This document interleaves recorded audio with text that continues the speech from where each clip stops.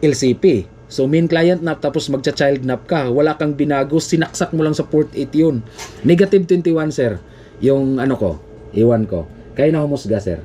OPM, sige. Port 1 sir ha, walang daya sir.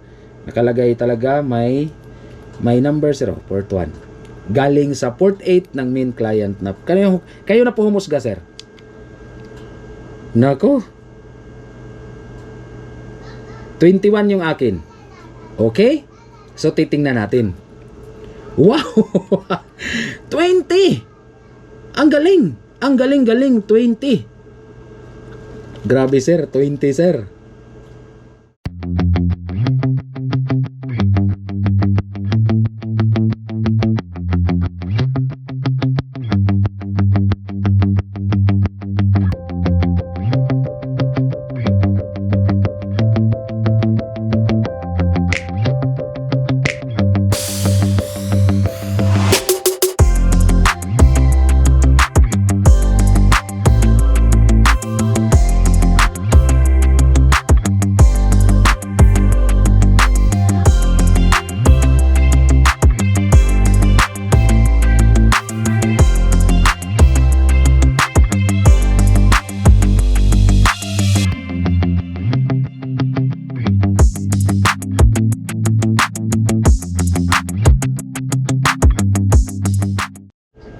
Hello! Welcome back sa ating panibagong video.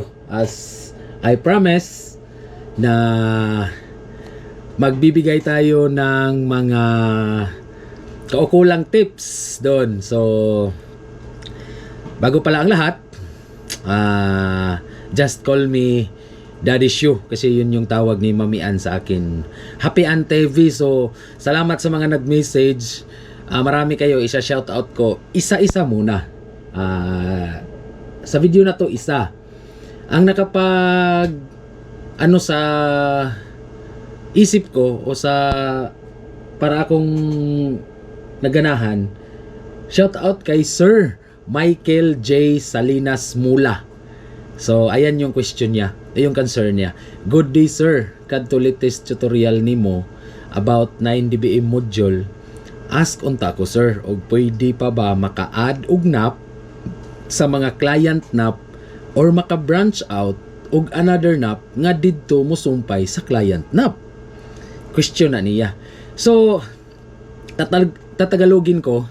Ang sabi ni sir or yung concern ni sir, pwede ba daw maglagay ng add nap, client nap mismo galing doon sa mother client nap? So, kumbaga, from LCP, yung sa balikan natin yung video ko last. Sa LCP, di ba, local convergence point, LCP from PON module to LCP is nakakuha tayo ng reading ng ito, 1/8. So, negative 2. Naalala nyo pa, negative 2. So, mula dito sa LCP, maglalagay tayo ng mother client nap kasi PLC deployment tayo hindi tayo FBT, darating tayo, may concern din. Sorry, hindi ko masasagot lahat-lahat. Dito muna tayo sa concern ni Sir Michael J. Salinas Mula. Shout out sa iyo sir, kung saan ka man sa mundo. Alam ko Bisaya yung ano mo nasa Mindanao, parting siguro Mindanao. Shout out sa iyo sir. Salamat sa no skip ads. Yehey. Kasi malaking tulong daw 'yon. Malaking tulong naman kasi pambili din natin ng mga equipment. Mga tig 200, 300, okay na yun. Makakasahod na ng ganun. So, malaking tulong. So, yun. Alam naman natin na galing sa local convergence point or LCP, lalagyan to ng mother nap. O tinatawag nila na mother client nap. Parang ganun. Ang tanong niya or concern niya, pwede pa ba daw mag-add ng another client nap mula doon sa mother client nap? Bukod yung LCP ha, mula dun sa negative 2 dBm, na nakukuha natin mula sa LCP, lalagyan ng mother client nap, pwede ba daw doon kukuha ng additional child client nap sa mismong mother client nap? Yan yung sasagutin natin. So for me, as per experience, Hindi naman ako, disclaimer ha, hindi ako magaling sa OLT deployment or FBT PLC. Pero bago ko po dinideploy ang lahat, pinag-aaralan ko po ng maigi, masinsinang pagbusisi dito mismo kung saan ako nag-tutorial. Babusisi akong nag-aral, sleepless nights, kaya ramdam ko po kung gaano ang pagod, hirap sa mga sleepless nights. Tapos, in paid off sa binigay ni Lord sa akin na kaalaman o yung lakas na nakasurvive ako, i-share ko sa inyo ng libre. So nasa sa inyo na lang kung mag-skip ads kayo. Kayo na po bahala. Dili ni padungog-dungog ha. Pero ang uban raw kapuyan kay sige istorya way suhol. Pero as for me, ibibigay ko ng libre at ituturo ko ng libre. So nakuha ninyo. Ulitin ko. Sabi ni Sir sa Tagalog, pwede ba daw kukuha ng additional 1/8 splitter mula doon mismo sa mother NAP, hindi sa LCP. Ito yung LCP, ito yung mother NAP, ito yung client NAP, mother client NAP, at ito yung child client NAP.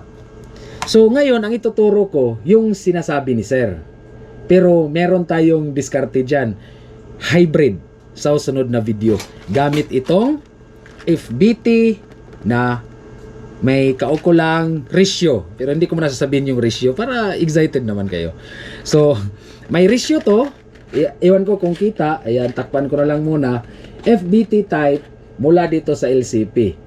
So sa mga may idea, disclaimer, kung magaling na kayo, comment down below. Kung hindi nyo pa naranasan, pwede nyo subukan. Pero kung magaling na kayo, nasa sa inyo kung susubukan ninyo. Kasi mula sa LCP, gagamitan natin ng ganito. It's either 1/4, 1/2, at marami tayong mahuhugot na mga child NAP from mother NAP. Okay? Yung tinatawag ninyong mother NAP. Kasi hybrid na yun eh. Ito yung LCP. Mother client NAP. Client NAP na ha. Take note, client NAP. Tapos child client NAP. Ang sabi ni Sir, dito daw kukunin sa mother client NAP itong child client NAP. Kasi hindi na siya babalik dito sa LCP kasi malayo to eh.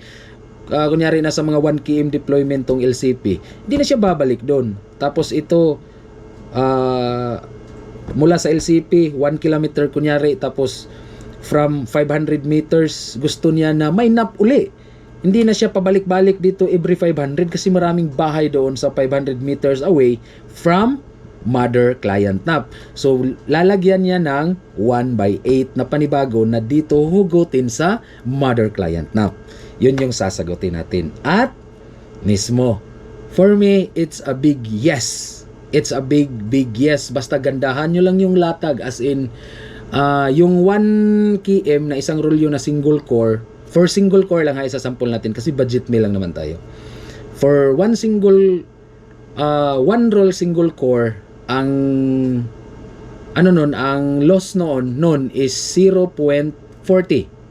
Hindi umabot ng 0.5. Meron nga sa white stripe.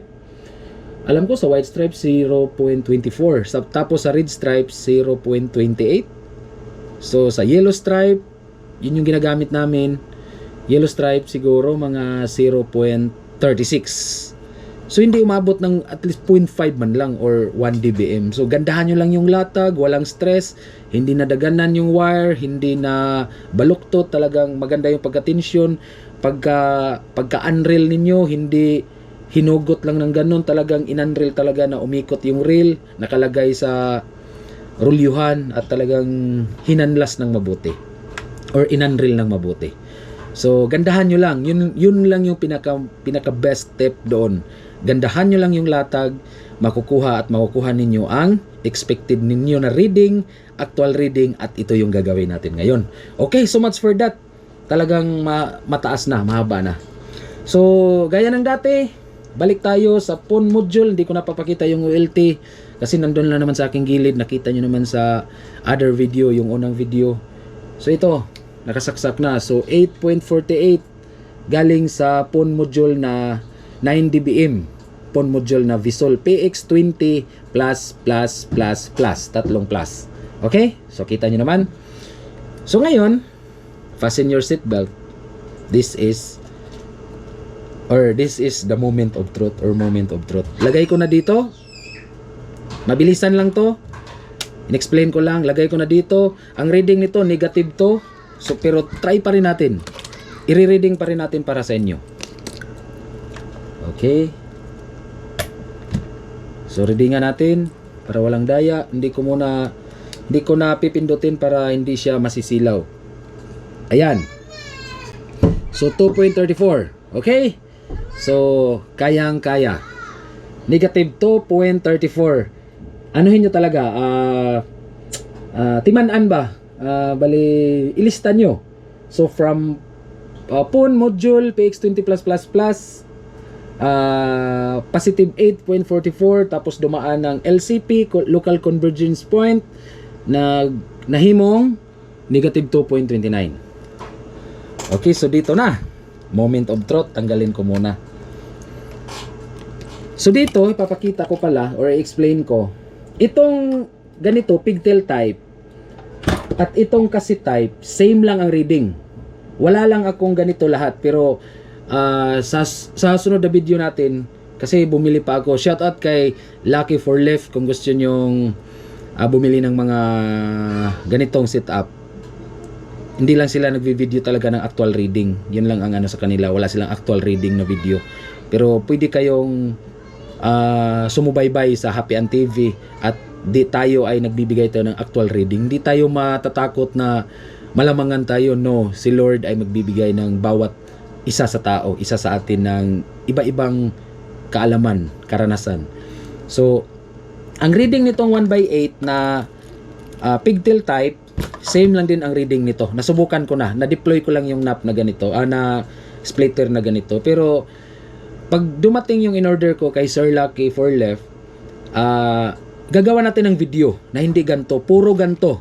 Antabayan ninyo yan. Para talaga to prove na parehas. Tapos i-compare ninyo. Siyempre, this is the local convergence point or LCP. Ito yung mother-client NAP. Take note ha, mother-client NAP. Dito sa LCP, wag nyong lagyan ng client to kasi positive, negative to mabibingi yung mga ono ninyo. Yung mga modem. Nandun lang sa kabila yung mga 5B5 ko. So ito, in, moment of truth na ha, in, ilalagay ko sa LCP. Okay? Port 1, LCP. Okay, kita nyo naman. From PON module, 9 dBm, PX20+++, positive 8.45 or 50. Tapos port 1, mother client NAP. Okay. Readingan natin yung port 1. Ayan, number 1. Iwan ko kung kita. Hindi ko na mahugot kasi malayo na. Ayan. Port 1. So, readingan natin. Negative 11.19. So, nakita nyo naman to nung nakaraang video. Dito, ang mga client na. So, darating ito sa bahay ni client ay negative 11.22. Magandang reading. So, kunyari, 1 kilometer yung local convergence point or LCP. Pagdating ng 1 kilometer, ito, negative 11.20. So, gandahan nyo lang yung latag again and again and again. Gandahan nyo lang yung latag. Makukuha at makukuha ninyo ito. Itong value na to. So, ayan. Pwede na to sa client ha. So, for example lang, mula dito sa LCP, papunta dito is 1 kilometer. Tapos, pagdating doon sa 800 meters or 1 kilometer na din. From main client NAP to area, panibagong area, another 1 kilometer. So, pangit naman no kung mula doon sa mga kabahayan na 1 kilometer away from main mother client NAP, doon ka dito ka magsasaksak ng mga client mo na 8. Pangit naman. O 7 kasi sabihin natin nakuha ang isa. Nakakuha ka ng isa doon.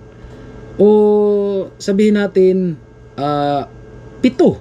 Tapos yung isa wala na talaga.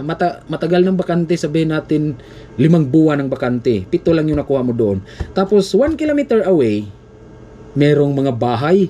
Sabihin natin 8. So kasya. So magde-decide ka talaga na lalagyan ng client NAP. Okay? So yun yung concern ni sir. So imbis ni si sir, galing ito sa LCP na 2 kilometers kasama sa 1 kilometer dito from LCP to main client NAP, another 1 kilometer from main client NAP to maraming kabahayan, sabihin natin 8. Maglalatag siya ng 2 kilometers kasi nandito yung LCP. Tapos budget meal si sir, single core lang yung kaya niya. Kasi nag-uumpisa. Sabi ni sir, nag-uumpisa pa lang siya eh. Ito yung sagot sir.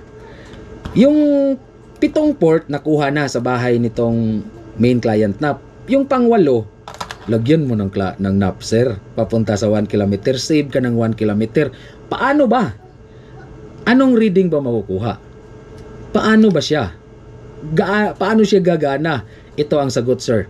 Fasten your seatbelt sir. Ito yung pinaka the best. So piliin natin yung number 8. Number 8. Saan ba yung number 8? Number 8. Alam ko ito yung number 8 eh. Saan yung number 8? Ito, number 8. Di na makikita, malayo na. Readingan natin. Negative 11.6. Ayan, negative 11.6 sa port 8 to. Last port sa main client NAP. Siyempre, lagyan nyo ng ganito sir. Kung wala kayong fusion sir. Port 8 sir ha, lagyan nyo ng ganito sir. Okay? Bago nyo lagyan ng NAP sir o yung wire, fiber wire na single core dito, readingan nyo muna sir. Pagka-reading mo dito sir, siyempre ang tatagos negative 11.6 yung nakuha natin kanina, di ba? Or 2 ba yun? Negative 11.2.